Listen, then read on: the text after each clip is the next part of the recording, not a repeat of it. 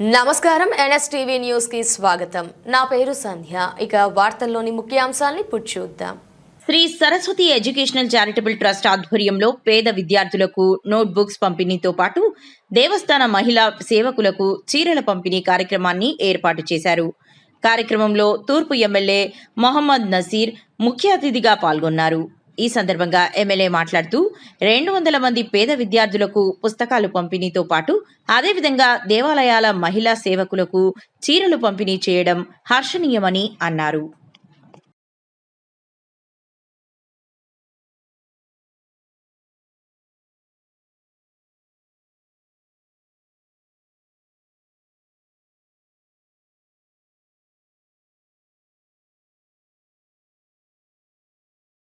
స్థానికంగా ఉన్నటువంటి విద్యార్థులకు సరస్వతి కృష్ణరాజు గారు పెద్ద ఎత్తున దాదాపు 200 మంది పిల్లలకి నోట్ పుస్తకాలు ఇవ్వడంతో పాటు ఈరోజు దేవాలయంలో సేవ చేసేటువంటి మహిళలకు కార్యక్రమాన్ని ఏర్పాటు చేయడం జరిగింది. ముఖ్యంగా ఈరోజు విద్య అనేది ప్రతి ఒక్కరికి కూడా చాలా అమూల్యమైనటువంటి సంపద. అటువంటి విద్యను వ్యాప్తి చేయడానికి సమాజంతో పాటు ప్రభుత్వాలు కూడా భాగస్వామ్యం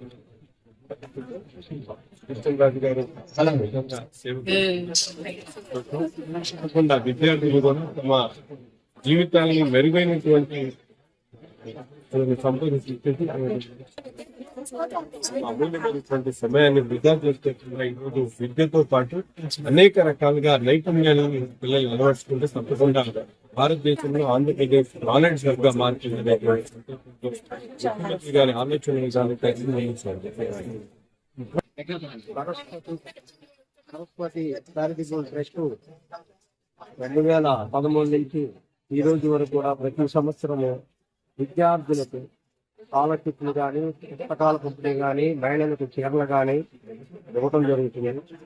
మరి అలాగే పిల్లలు కూడా చదువుకొని ఇలాగనే ఎదటి విద్యార్థులకి రేపు భవిష్యత్తులో మీరు ఎదిగిన తర్వాత పిల్లలకి మళ్ళీ ఇలాగనే సహాయపడాలని మీ అందరికీ నేను మనవి చేస్తున్నాను.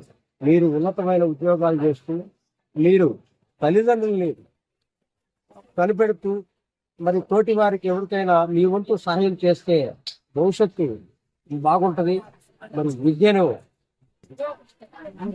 విద్యతో అన్ని సంకల్పిస్తాయి. మరి విద్యార్థులు ఇప్పుడు ఈ రోజున రేపు పొద్దున మంచి భవిష్యత్తును ఎన్నుకోవచ్చు అని మీ అందరికీ నేను మనవి చేస్తున్నాను.